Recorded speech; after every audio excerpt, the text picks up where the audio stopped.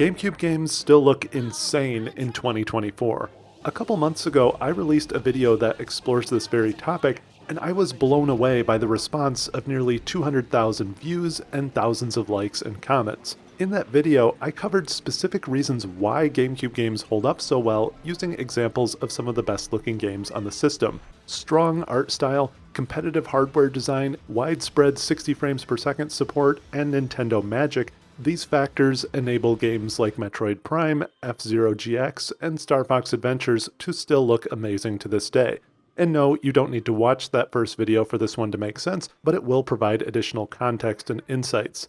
Well, after scanning through all those comments on that other video, I noticed a couple prevalent and recurring themes that I really wanted to investigate further.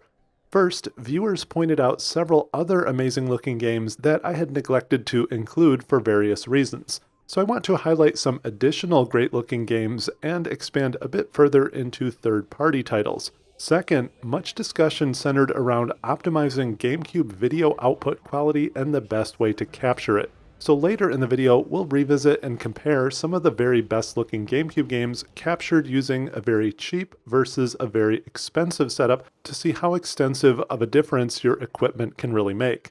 In other words, we'll explore what maximum quality visuals from the original GameCube hardware can look like in 2024 if you avoid buying the cheapest converter. Please remember to hit those subscribe and like buttons, and let's dive in. So first up, we have Wave Race Blue Storm, a technically impressive launch title that has you racing across colorful water environments on a jet ski. After revisiting this game for the first time in literally decades, I was reminded of the very impressive dynamic water, even though this game released all the way back in 2001. The water doesn't just look great, it dynamically and dramatically impacts the steering and gameplay. For example, driving directly behind other racers results in choppier waters that are difficult to navigate. The height of ambient waves around you also dramatically affects your steering and can cause you to veer off course. These are the sort of interesting dynamic interactions I wish more modern games put their hardware and development resources into. The level designs and overall visuals are vibrant and colorful, and the presentation is just very crisp and clear. It's fun to look at and zoom around. There's even some impressive rain and limited weather effects on display for what is now almost a 25-year-old game. Rogue Squadron 3 is another amazing looking game that I wasn't able to include in the previous video. In retrospect, I think parts of this game look even better than Rogue Squadron 2 as long as you ignore those bland and awkward ground missions. The flying missions look truly amazing and feature some of the best environment visuals on the GameCube. This title looks almost like the movies and really captures the same vibes. My personal favorite level is the outer space battles around Geonosis, complete with sonic charges. I mean, just look at this footage. It's hard to believe this is 2 decades old. There's also greater level variety than in Rogue Squadron 2, since more levels take place above the surface of various planets and other locations.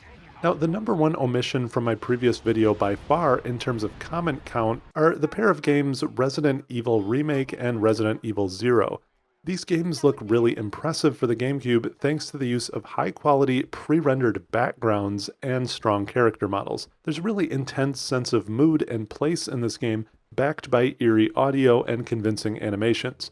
I'm generally not that into the horror genre myself, so these sort of fell off my radar, but here you can see Resident Evil Zero in action. I personally don't think the controls or the segmented room loading of this game have aged very well, but this is probably a matter of retro taste based on your past experiences. One other GameCube exclusive that I want to give sort of an honorable mention to is Battalion Wars, Nintendo's 3D take on the popular Advance Wars series. Battalion Wars arrived well into the GameCube's life cycle in the latter half of 2005, when many gamers had already moved on and the system was sunsetting in anticipation of the Wii. The missions in Battalion Wars often have impressive scope on surprisingly large maps, backed by a cartoony art style and fluid animations that have all aged fairly well. During any given mission, there's plenty of soldiers, varied vehicles you can seamlessly hop into, explosions, particles, map hopping, and all kinds of other interesting things going on. The constant over-the-top voice acting and some unit management issues prevent this from being a true classic, but it's a fun and nostalgic diversion that looks great. Now, I also want to highlight some other great-looking multi-platform games. Extreme G Racing is also a good-looking racing game, even if it's not quite on the level of something like F-Zero GX. This title also released all the way back in 2001 during the launch window of the GameCube. It's amazing how many great-looking games there were during that first couple of years of the GameCube console lifecycle. There's plenty of impressive Metropolis cityscapes and some cool elemental environments, such as a complex track that weaves above and below the surface of an ocean. There's a real roller coaster-like feel to the gameplay across these huge levels. The game also appears to target 60 frames per second, though it also seems to drop below that goal quite often. Prince of Persia: The Sands of Time from 2003 is a charming action puzzler game that holds up well due to its storybook art style and rich environment designs. I found this game to be uniquely mesmerizing as a kid, even though I don't think the combat and certain elements of the gameplay have aged very well. I was disappointed to see the remake or remaster of this fall into development turmoil, but at least we have this original regardless. I think this game also stylistically looks better than its two sequels of that generation. I also want to give a shout out to Return of the King. Yes, I'm putting a movie tie-in on this list. I think Return of the King is a surprisingly good hack-and-slash action game with some impressive environment scope. Although the level design is a little bit rigid, there's a ton going on in the background and foreground, and I think it's a noticeable step up from its Two Towers predecessor.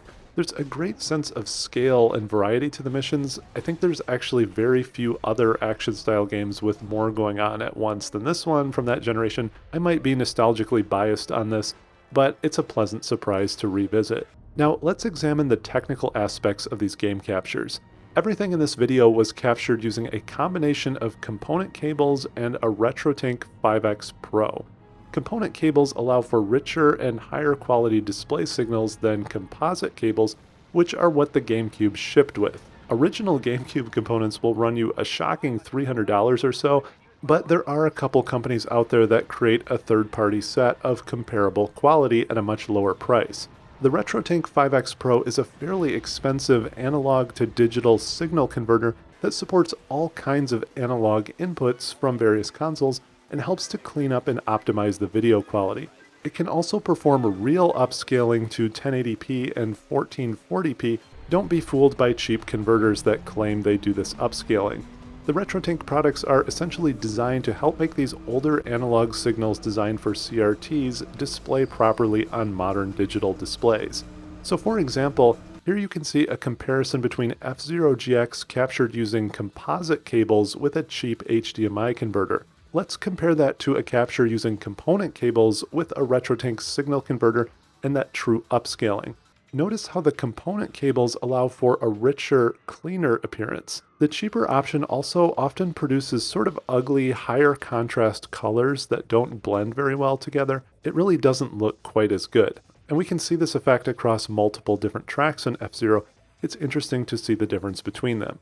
We can see the same concept in action here with Metroid Prime 2 Echoes, one of the best looking games on GameCube. The component visuals have better image quality that really makes a difference across various situations and environments. Prime 2 in particular looks amazing with cleaned up visuals. I think the jump from Prime 1 to Prime 2 is an underappreciated graphical evolution, but that's a topic for another video. You can see the composite cables again always seem to have that unappealing high contrast or more washed out and blurry colors. The Prime games have some really complex and detailed environments that really benefit from a boost in quality. Environments look a bit softer and smoother with the improved capture, and I prefer the color grading, even though I think Echoes shows more dramatic results than the first game. I think the Wind Waker is another dramatic example of how different a game can look depending on how you capture it. For example, here we can see Windfall Island in both scenarios. If you just use the composite cables with a cheap converter, the image appears very blurry and not very well defined. Star Fox Adventures also looks quite a bit better using the best quality video signal. The cheaper option tends to have a blurrier, contrasty look again. The image gets sharpened and cleaned up quite a bit with a fancier converter. I think this is one of the best games on the system, so it's fun to revisit these nostalgic environments. They're just top tier for a game that's over 20 years old. Wave Race is another great comparison example. This game is super bright and colorful, but a lot of that appealing look is lost with composite cables and a cheap converter. The image is blurrier with less detail and worse colors again. I should also probably mention how the cheaper converters do not fill the full screen in these examples, something the RetroTink has a few options to fix. I'm just going to show a few examples back and forth here to demonstrate how much richer the picture looks when using that superior component setup. I always wonder how many people are playing using a low-end converter and assume GameCube games look terrible, when in fact they can look awesome. Now, a couple important notes to wrap up here. I do want to mention that there are, of course, other signal converters that sort of live in between these two extreme options in terms of price and quality. GameCube games can still look very good without any upscaling. 480p does not automatically look terrible by any means. For example, there are some decent Wii HDMI converters that plug directly into the system, or cheaper RetroTink devices that look better than a simple composite cable converter like I'm showing here. There's also direct GameCube HDMI adapters such as the Carby and the Prism that are great choices too, so no, I'm not paid by any of these companies here on my small channel. I just happen to currently be using the 5X Pro. I used one of those options until I finally sprung for the RetroTink 5X Pro recently. In an upcoming video, I'll go through more of a deep dive to demonstrate various converter devices out there at different price levels and the pros and cons of each. So what are your thoughts? Are any games still missing from these two videos? What do you think is the best looking GameCube game?